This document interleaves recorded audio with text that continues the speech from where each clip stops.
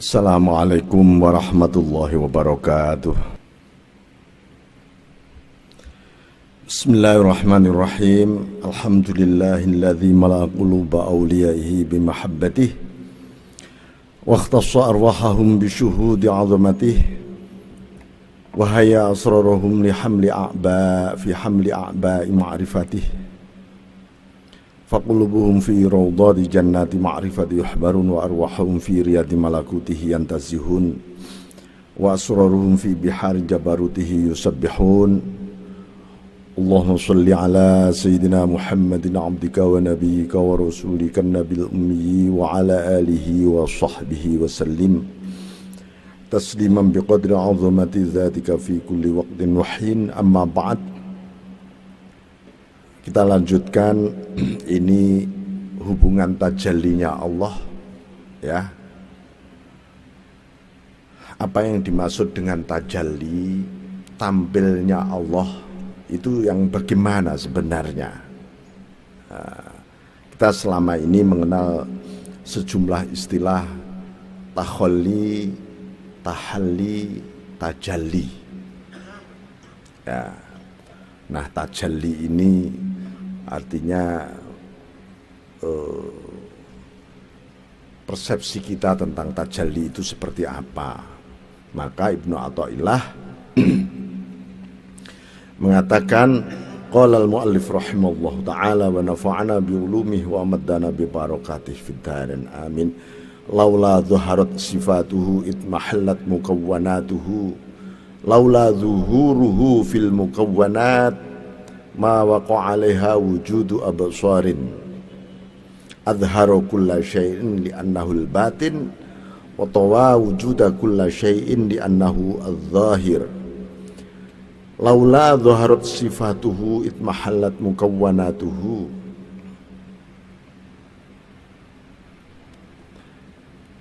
Laula dhaharat sifatuhu, apabila sifat-sifatnya Allah. Lau dhaharat sifatuhu, ya. Lau dhaharat sifatuhu itmahallat mukawwanatuhu, apabila sifat-sifatnya Allah itu tampil, tajalli tadi, zuhur, muncul, yang muncul itu sifatnya, ya. Tajalli sifat ini itmahallat mukawwanatuhu, maka seluruh semesta ini akan hangus. Salah satu sifat Allah an-nur misalnya, itu pun baru sedikit tampil an-nur itu, gunung-gunung sudah, waktu itu gunung Tursina hangus. Hanya untuk menggambarkan sebenarnya bahwa Nabi Musa alaihissalam ketika bertanya kepada Allah, arini ya Tuhan, tampakkan dirimu, ya. Allah lalu menjawab, lantaroni, kamu nggak bisa melihat aku. Itu maksudnya apa? Hakikatnya yang bisa melihat aku ya aku sendiri, bukan kamu. Gitu. Ini yang kelak oleh Abu Bakar As-Siddiq radhiyallahu an, dikatakan oleh beliau, ra'aitu rabbi bi rabbi, aku melihat Tuhanku dengan Tuhanku. Ini contoh, ya, paling sederhana kita ini berzikir. Beberapa waktu silam kan pernah saya sampaikan, ada model tahap orang berzikir, ya. Zikirnya makhluk kepada makhluk. Nah, kita muter tasbih berbunyi, tapi orientasinya adalah kemakhlukan. Untuk kepentingan-kepentingan dunianya, untuk kepentingan, pokoknya serba makhluk. Itu nanti nggak bertemu Khalik. Yang kedua, zikirnya makhluk kepada Khalik. Si makhluk merasa, ya Allah, aku ingin mengingatmu, karena dia merasa bisa mengingat, merasa bisa berzikir, di dalam mindset dia di sini muncul, wah kelihatannya aku sudah ada di sini nih, aku sudah di makom ini nih, kelihatannya aku sudah berzikir betul ini kepada dia ini, karena ini menurut persepsi dia. Ini pun tidak bisa ketemu Khalik. Nomor 3, zikirnya Khalik kepada makhluk, yaitu ketika seseorang berzikir, dia merasa tidak berzikir. Sesungguhnya aku berzikir ini karena engkau sedang mengingatku. Bunyi, rasa, ini semua adalah pantulan dari engkau yang sedang mengingatku. Nah, ini baru bisa Anda liqo namanya. Ini gerbangnya hadrah, ya, hudur, gerbangnya hadir betul Anda di hadapan Allah. Nah, kira-kira sampean sudah mulai melatih belum itu? Ya, ketika berzikir ojo rumongso, jangan merasa bisa zikir. Sing zikir itu Allah kepada Anda. Nah, Anda akan merasakan, ya Allah, engkau ini mengingat aku. Aku habis, ini semua engkau. Lalu kalau engkau mengingat aku, suasananya kok memble ini di dalam batinku. Waduh, ini kayaknya nggak pantas, nggak punya adab aku dengan engkau. Soal kualitas, ya, zikir itu tadi sangat ditentukan sejauh mana cermin hati kita ini. Cermin ketika Allah itu mengingat ibarat matahari mantul. Kualitas pantulan itu tergantung kualitas cermin. Nah, tugas kita itu hanya ngelap, membersihkan cermin setiap saat.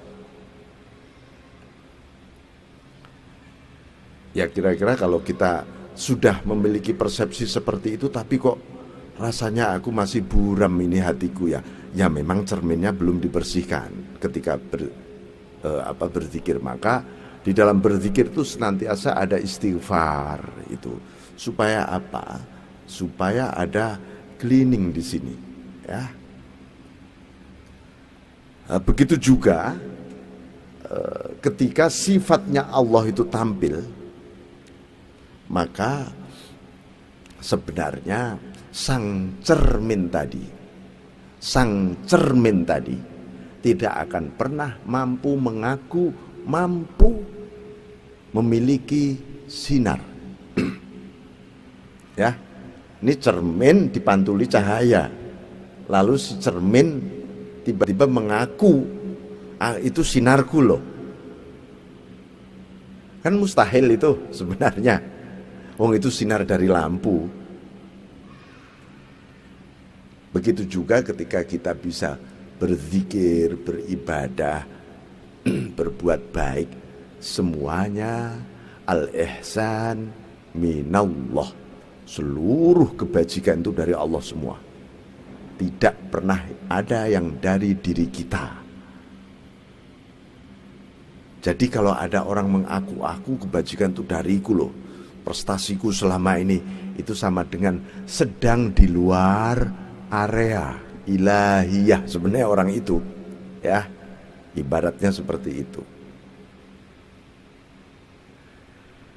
Maka itmahalat mukawwanatuhu, semesta, jagat semesta ini saja hangus. Hangus itu artinya apa? Nggak berdaya, sebenarnya seperti tidak ada sudah. Walau la zuhuruhu fil mukawwanat ma waqa'a alaiha wujudu absarin, seandainya saja tidak karena tampilnya Allah di balik semesta ini, maka tidak akan pernah terpandang, terlihat oleh mata hati kita. Maksudnya apa?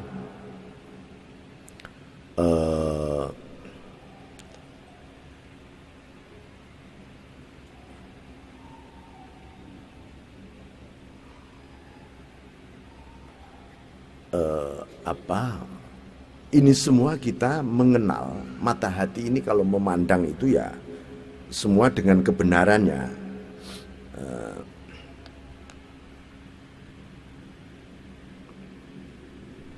Karena apa?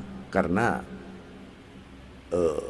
manusia, makhluk mukawwanat itu disebut adamu mahdin, ketiadaan murni, ketiadaan sejati, kosong blong. Dan kosong itu benar-benar tidak sampai pada tidak bisa dipersepsi saking tiadanya. Jangan sampai Anda menyebut tiada itu ono gambari ireng gitu ya misalnya, ya bukan gitu.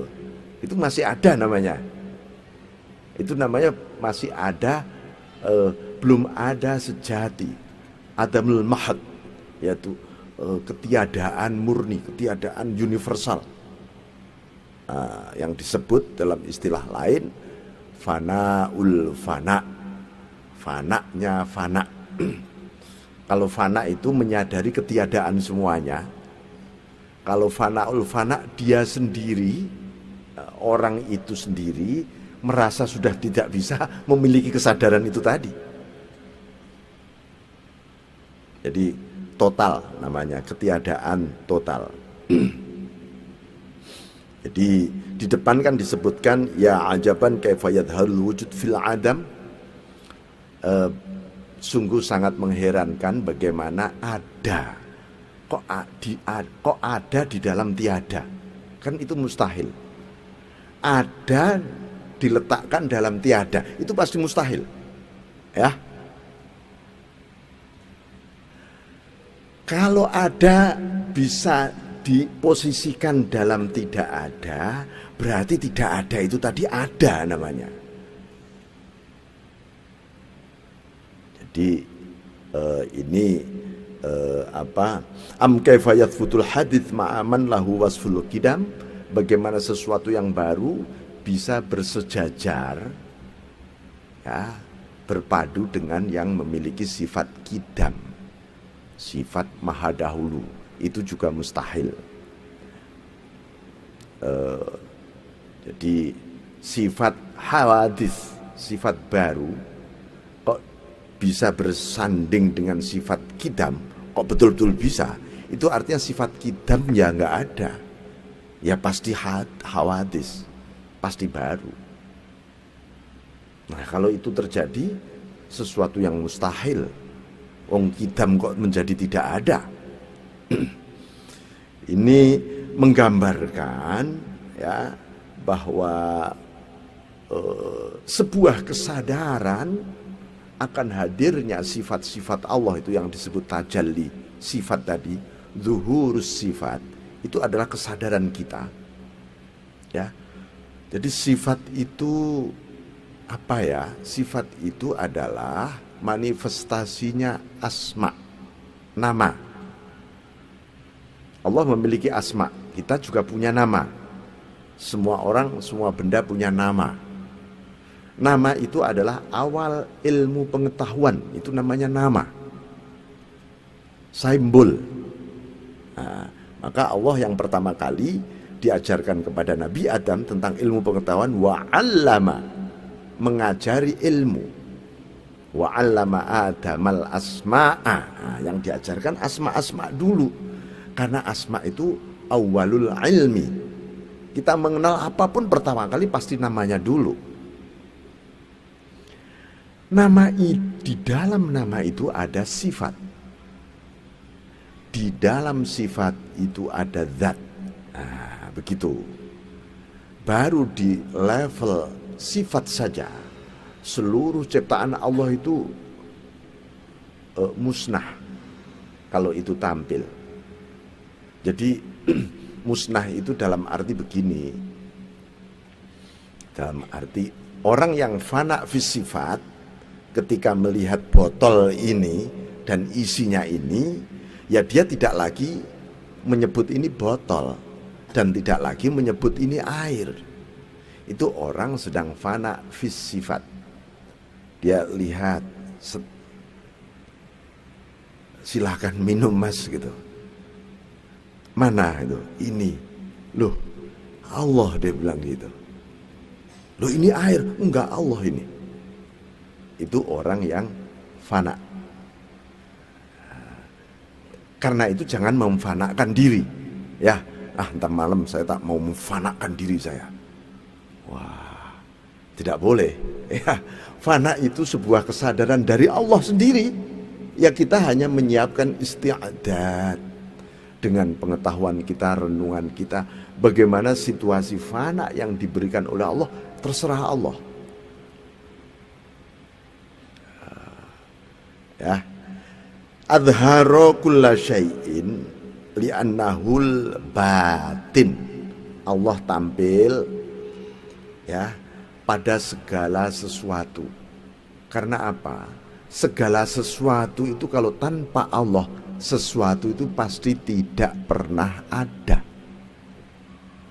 Loh kok ada ini? Karena ada Allah di balik itu semua. Jadi tidak memiliki sedikit pun kita punya alasan, alibi untuk tidak mengingat Allah. Daiman abada yadhkurunallaha qiyaman wa qu'udan wa ala junubihim. Terus menerus berzikir ketika berdiri aktif, ketika dia istirahat duduk, ketika dia tidur terus. Karena apa? Tidak ada sesuatu. Loh, ini aku lagi menghayal, membayangkan, merenung itu. Ya di balik renungan itu sendiri saja ada Allah. Karena renungan itu sesungguhnya makhluknya Allah juga. Jangan dikira renungan itu ciptaan Anda. Renungan itu makhluk juga. Karena renungan itu amaliyah, amal. Ya. Amal itu makhluknya Allah. Manusia tidak pernah mampu menciptakan amal. Maka kita harus iktimad pada khaliqul a'mal, sang pencipta amal. Nah, jadi kita ini beribadah, sholat, baca Quran, ya, merenung. Ya Allah, ada Engkau di balik ini semua. Lalu Anda pasti yadhkurunallah baru wa yatafakkarun. Karena apa? Allah lebih dulu ada sebelum kita merenung. Dan Allah lebih dahulu mengenal, mengetahui apa yang bakal kita renungkan sebelum kita merenung.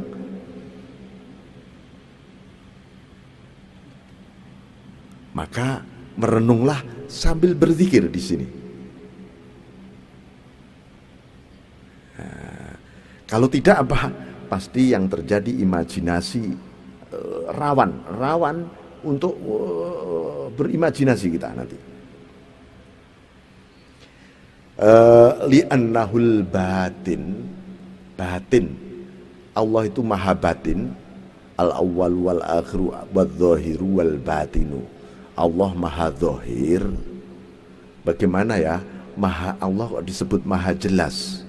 Mengenal maha jelasnya Allah itu ya karena ada di dalam seluruh hakikat batin kita. Itu bedanya kita dengan Allah. Kalau kita makhluk menyebut air ini tampak, zahir, jelas, maka ya wujudnya air ini yang disebut jelas. Tapi kalau Allah sebaliknya, zahirnya Allah, wujud jelasnya Allah, justru batinnya hamba.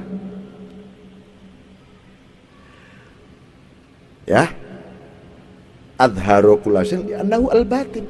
Lah, batinnya Allah justru adharu kulla syai', ada di balik segala-galanya ini.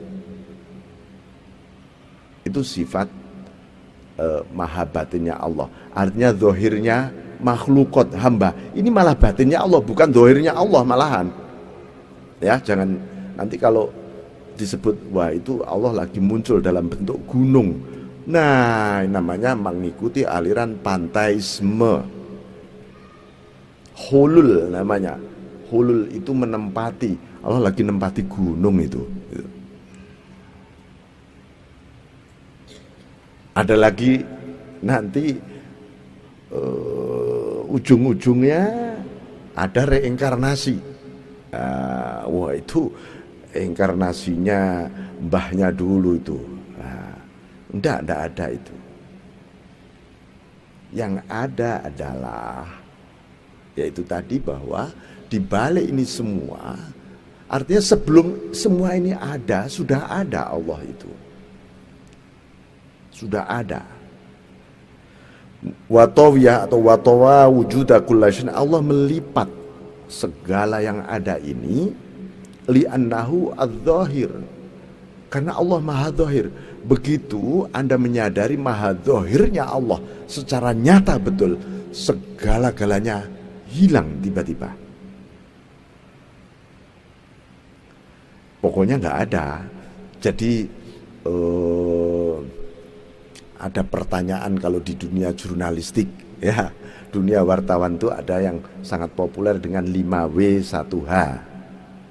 Ya, apa, kenapa, bagaimana, apa, di mana, kapan, siapa, ditambah bagaimana. Jadi ketika Allah itu ada dalam kesadaran al-dzahir, maha jelas, 5W1H itu tidak ada.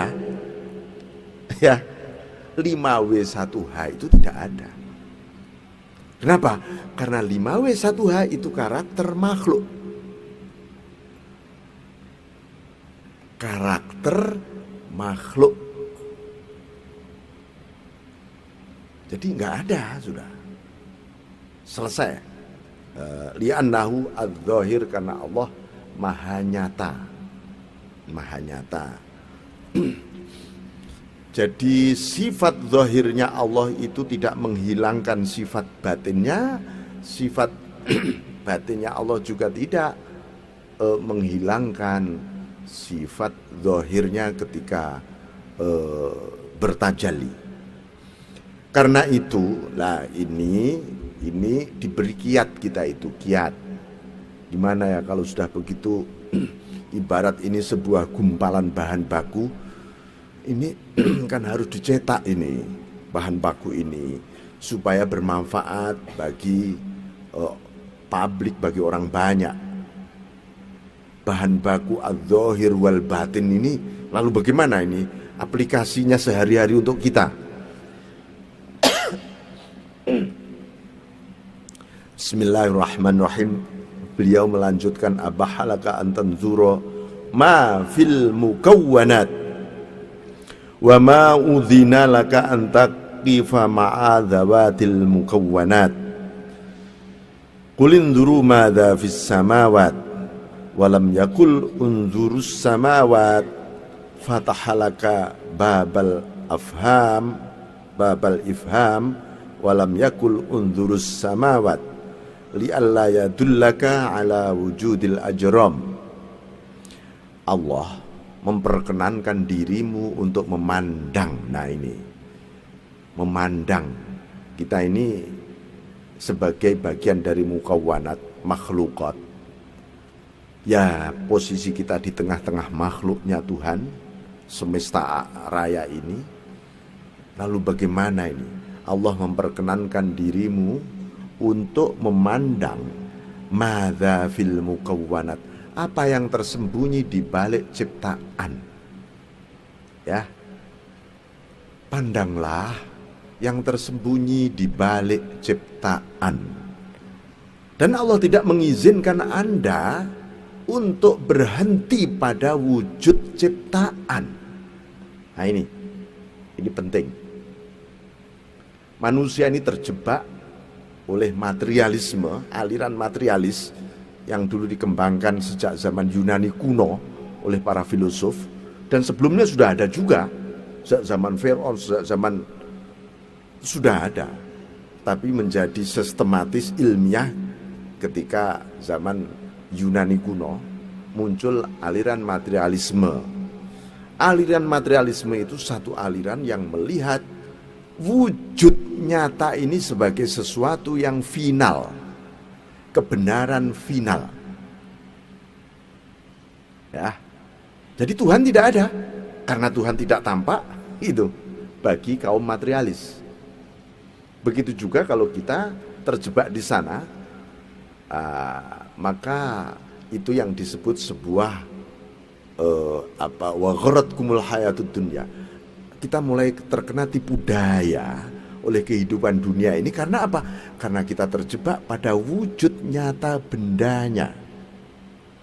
Wa ma'adzina an taqifa ma'adzawatil muqawwanat. Bukan berhenti pada wujud. Lihatlah yang tersembunyi di balik wujud benda-benda ini. Kenapa? Nanti digambarkan yang disebut zaman jahiliyah, zaman menyembah patung di sekitar Ka'bah, lalu sampai patung menjadi industri waktu itu, industri patung. Nah, di zaman modern pun juga begitu.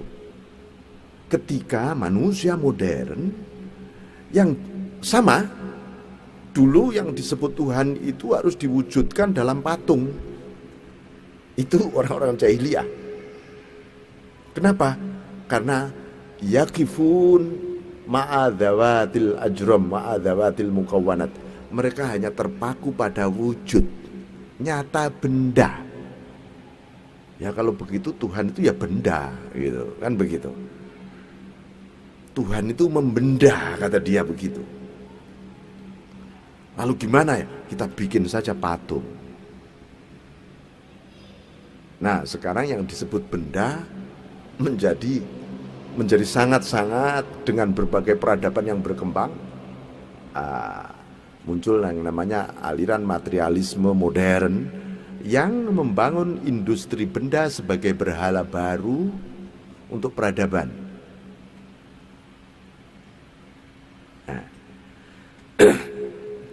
Bukannya benda itu buruk, ya, bukannya kendaraan itu buruk, bukannya fasilitas itu buruk. Yang buruk ketika kita terpaku pada wujud fasiliti, wujud benda, wujud harta, dan seterusnya. Itu namanya ghurur, itu di situ, tipu daya itu di situ. Maka yang dikecam oleh Allah tentang dunia itu apa ya? Dunia itu apa ya? Kok Allah sampai mencela dunia sampai 115 kali di dalam ayat Al-Quran itu? Dunia itu ya masyagholaka anillah. Apapun yang membuat Anda lalai dari Allah itu namanya dunia. Itu menurut para sufi. Ya, tadi kalau kita melihat benda ini, kita 1 jam terpaku pada wujud benda ini, lalu terpesona dengan wujud benda ini, kan 1 jam kita kehilangan Allah sebenarnya. Oh, maka hubungan kita dengan benda ini yang disebut duniawi tadi.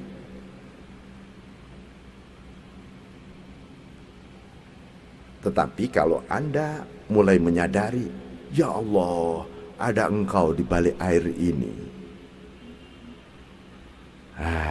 mulailah pesonanya air hilang. Maka ketika Anda melihat gunung yang indah, melihat laut yang jernih, jangan terpesona pada indahnya laut dan indahnya bukit atau indahnya bintang-bintang. Ini kan sekarang lagi musim. Wah, saya baru melihat kekuasaan Tuhan ketika malam hari, melihat indahnya bintang-bintang kayak lampu-lampu. Loh, kalau siang hari saya nggak melihat kekuasaan Tuhan, Pak. Ini namanya itu tadi terjebak pada wujud benda, materialisme bintang. Itu. Saya sering katakan, batu koral yang jelek di pinggir jalan itu keindahannya sama dengan sebuah batu mulia yang sudah jadi berlian. Sebenarnya sama itu nilainya. Kalau Anda melihat yang tersembunyi di balik batu, bukan wujud batunya, sama saja itu, sama saja, sama-sama indahnya, sama-sama mahalnya kalau dilihat yang tersembunyi di balik. Tapi kalau kita ma'adzawatil mukawwanat, terjebak pada wujud, waduh, Anda punya berlian sebesar ini bisa nggak tidur semalaman. Semalaman juga Anda kehilangan Allah. Kan begitu sebenarnya. Nah, kalau mati gimana nanti? Dalam kondisi tanpa Allah.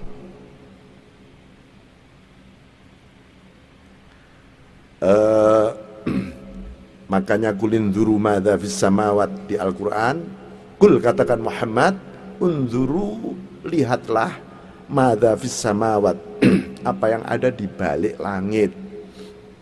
Jangan melihat wujud langit.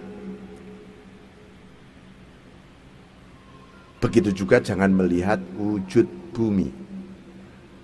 Siapa yang bisa memandang yang ada di balik? Yaitu basiroh kita, mata hati kita. Mata kepala melihat wujudnya, mata hati harus melek melihat yang tersembunyi di balik itu semua. Maka kalau kita sudah melihat itu semua, ya termasuk diri kita, ya Allah engkau semua, ya sudah.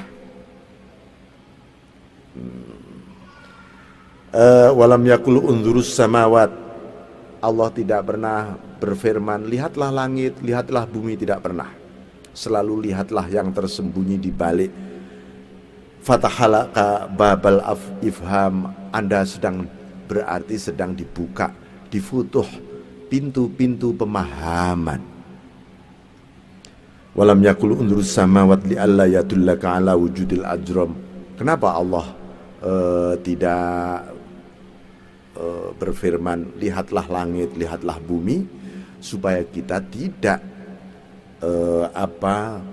Allah supaya tidak menunjukkan padamu pada wujud ajrom, benda itu sebagai sesuatu yang final. Wong benda semua ini hanyalah pelajaran.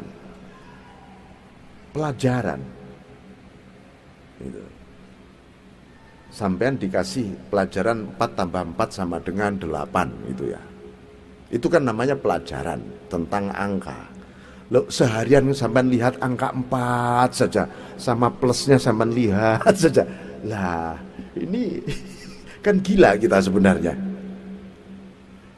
Itu pelajaran 4 sama 4 sama dengan 8. Bukan dilihat saja wujud angka 4-nya sama angka 4 sama angka 8-nya. Ya, seperti kita. Maka kata orang-orang kuno dulu, di dunia ini kita hanya ngincipin saja. Oh, sudah tahu rasanya. Oh, ya sudah. Nggak usah ngangkermin yang kita incipin itu. Ibaratnya, wah, jangan. Oh, sudah. Oh, ya sudah. Kita sedang berjalan. Ya, ar-rihlah, ar-rahil ilallah, ya, menuju kepada Allah. Nah, maka seperti yang sering saya gambarkan, Anda dari Surabaya ke Jakarta naik kereta, sampai Solo, Jogja kok indah banget ya, Solo Jogja ini. Sudah saya tak turun sini aja, nggak usah lagi ke Jakarta. Nah, hidup kita juga seperti itu. Di dunia ini, oh kok indah ya dunia, saya pengen selama-lamanya kayaknya di dunia ini. Akhirnya ya hanya dapat dunia, nggak ketemu tujuannya. Begitu juga ketika Anda sedang melakukan zikir, wirid, atau tawajuh, takarrub kepada Allah, dibukakan rahasia Allah. Orang terpesona. Waduh, indah ya. Misalnya Anda dimi'rajkan oleh Allah gitu ya, secara rohani dibukakan apa yang ada di langit pertama dan kedua. Ya Allah, indah, kayaknya ini sudah lebih dari surga nih. Sudahlah ya Allah, ini saja saya. Nah, bisa begitu orang. Nanti nggak ketemu langit ketiga, keempat, kelima, apalagi ketemu Allah. Banyak orang terjebak, ya, jebakan-jebakan spiritual namanya, hanya karena kita dibuka sesuatu yang indah, nikmat, asik, tentram, tenang. Lalu kita mengatakan, ini yang aku cari selama ini.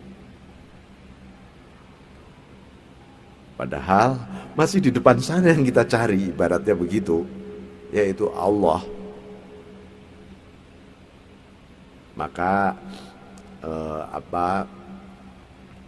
lalu bagaimana kalau sudah seperti itu? Ya Allah, di balik indah ini sebenarnya ada Engkau. Nah, di balik gelisah juga ada Engkau. Lalu gelisahnya hilang pasti. Indahnya juga hilang. Anda naik lagi. Ya Allah, itulah perlunya ilahi anta maksudi itu ya. Ya Allah, tujuanku Engkau itu sebenarnya. Supaya kita nggak berhenti pada episode-episode kehidupan yang kita lalui. Bismillahirrahmanirrahim. Al-aqwan thabitatun bi'ithbatihi. Alam ini soal alam itu ada tetap dengan hukumnya, ya, aturannya. Matahari terbit terus beredar, siang, malam dan seterusnya, itu namanya thabitatun. Itu kenapa? Ya bi'ithbatihi, karena Allah juga yang menetapkan. Dan tidak ditetapkan di awalnya saja, terserah engkau matahari. Misalnya gini, kamu matahari saya ciptakan ya di tengah-tengah galaksi ini, tek, udah. Selanjutnya terserah Anda. Tidak. Itu juga diliputi oleh Allah itu sampai kapanpun. Ya sampai ila yaumil qiyamah, semua semesta habis. Semua kembali kepada Allah. Tapi dia kenapa saking cintanya Allah kepada manusia ini, ketika dia melihat benda-benda, matahari, planet, biar tidak kehilangan Allah. Sebenarnya itu. Tapi umumnya kita melihat benda-benda dalam kehidupan ini, malah kita kehilangan Allah, terpesona pada wujud-wujud benda itu kan.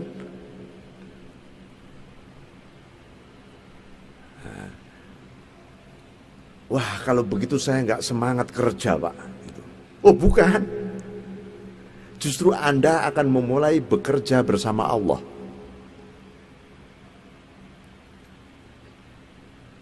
Karena di balik pekerjaan yang Anda lakukan, ada Allah di situ. Lalu ada gairah. Anda akan menjadi pekerja atau orang yang berusaha sebaik-baiknya, karena menghormati yang menciptakan pekerjaan, yaitu Allah. Dan yang menggerakkan dirimu bekerja, Allah juga. Bismillahirrahmanirrahim.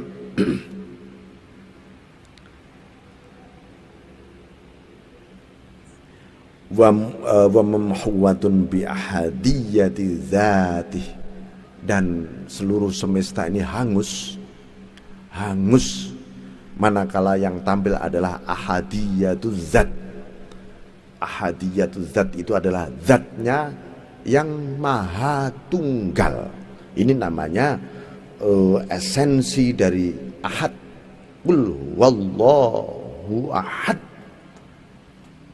Kenapa tidak wahid atau wahdaniyah? Tapi Allah malah menyebut ahad, karena ahad itu puncak dari keesaan Allah, makom ahadiyah tertinggi. Karena apa? Begitu orang menyebut qul huwallahu ahad, mestinya mamhuwatun, seluruh semesta ini habis hilang. Yang ada Engkau satu-satunya Allah. Mestinya kan begitu, mestinya. Nah, kalau sudah begitu gimana? Ya pasti Allahus Samad.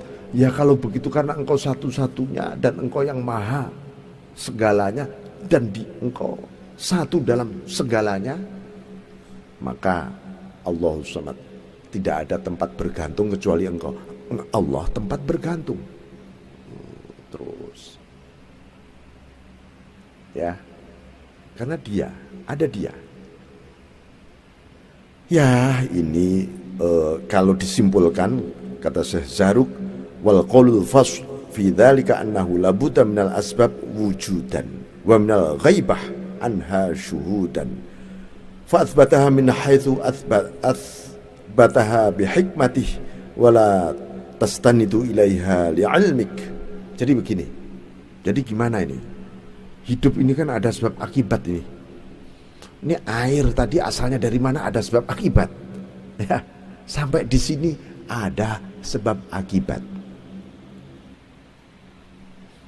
Jadi kita ini kenapa disapa orang, mungkin disenyumi orang, bisa berinteraksi dan bahkan bisa berbuat baik, karena ada sesuatu yang fika, yang ada di balik dirimu. Siapa? Karena ada Allah.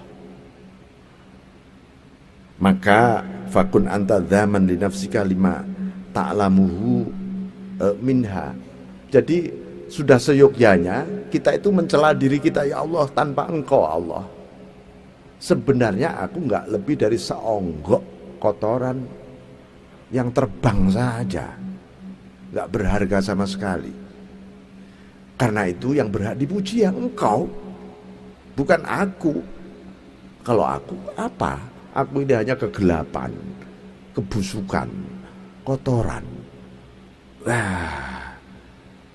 Manusia pada narsis, kemudian pada eksis, pada loh apa nih gitu loh ya.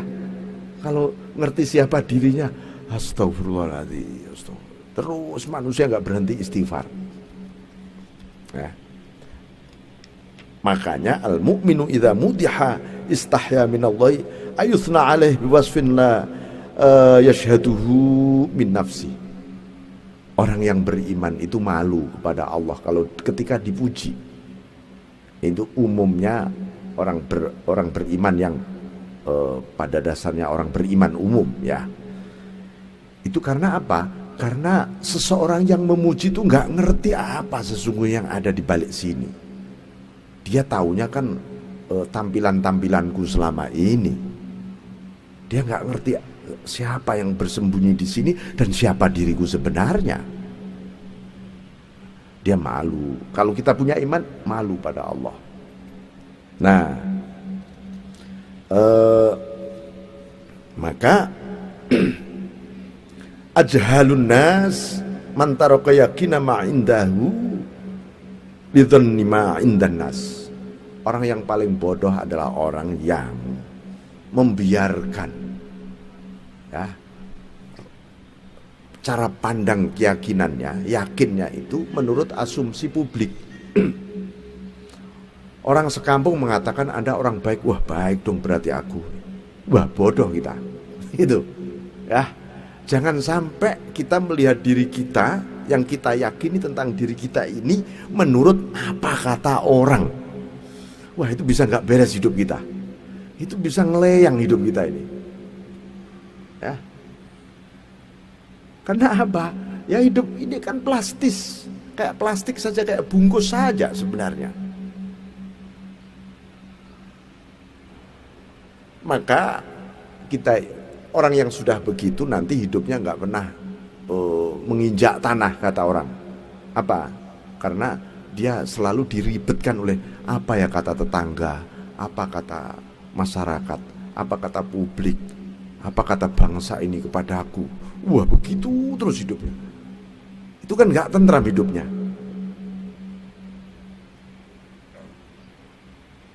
Karena asumsi rasa yakinnya tentang hidup terserah apa kata orang, katanya itu. Itu ajhalun nas, kata beliau, sebodoh-bodoh manusia. Kita harus punya yakin dan keberanian untuk melawan itu semua.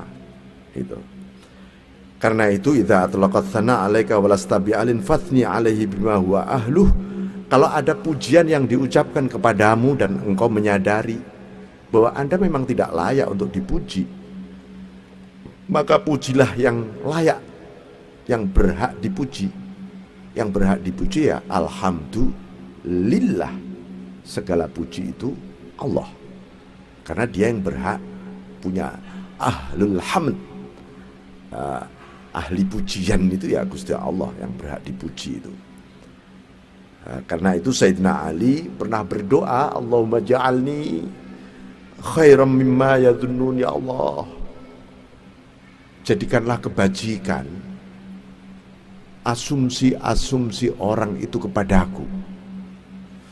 Orang-orang kok memuji aku baik, semoga itu ya Allah benar-benar engkau jadikan kebaikan ya Allah. Padahal mereka nggak tahu sebenarnya siapa diriku.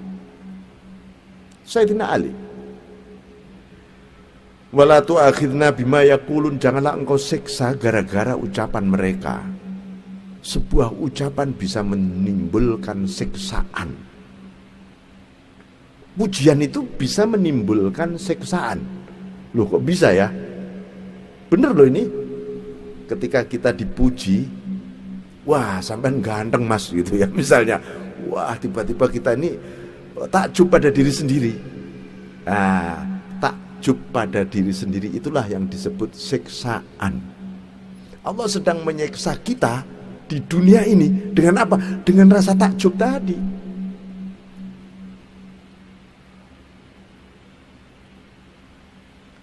Belum lagi dipuji lalu tiba-tiba kita sombong. Sombong itu siksaan. Maka tidak ada siksaan yang lebih sadis dibanding siksaan pada iblis. Dia harus terus-menerus menjaga kesombongannya. Oh bayangkan itu, iblis harus menjaga terus-menerus kesombongan. Itu siksaan yang paling sedih.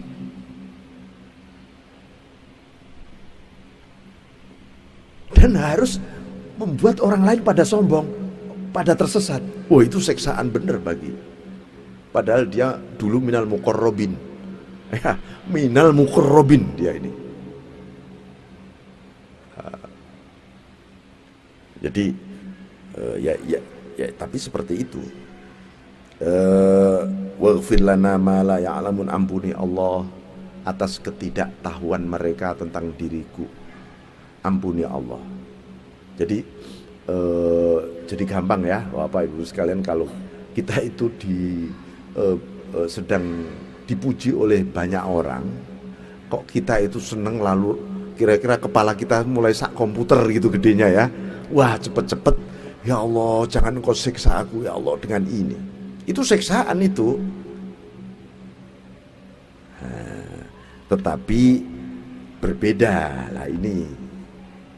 Az-zuhad idza mudihu inqabatu li syuhudihimul thana minal khalq wal arifuna idza mudihu imbasatu li syuhudihim dzalika minal malikil haq.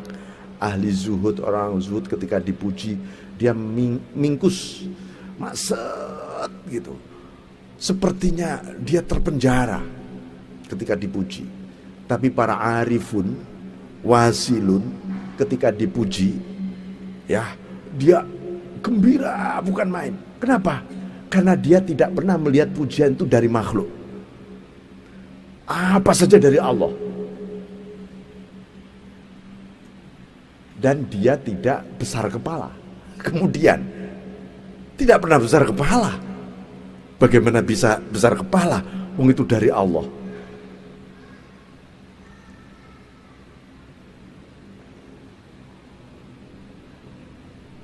Jadi demikian Bapak sekalian, proses-proses psikologis ya, mulai dari alam semesta sampai aplikasi yang detail-detail yang kecil-kecil sehari-hari ini. Ya, walafu minkum wallahu muwaffiq la aqim. Assalamualaikum warahmatullahi wabarakatuh.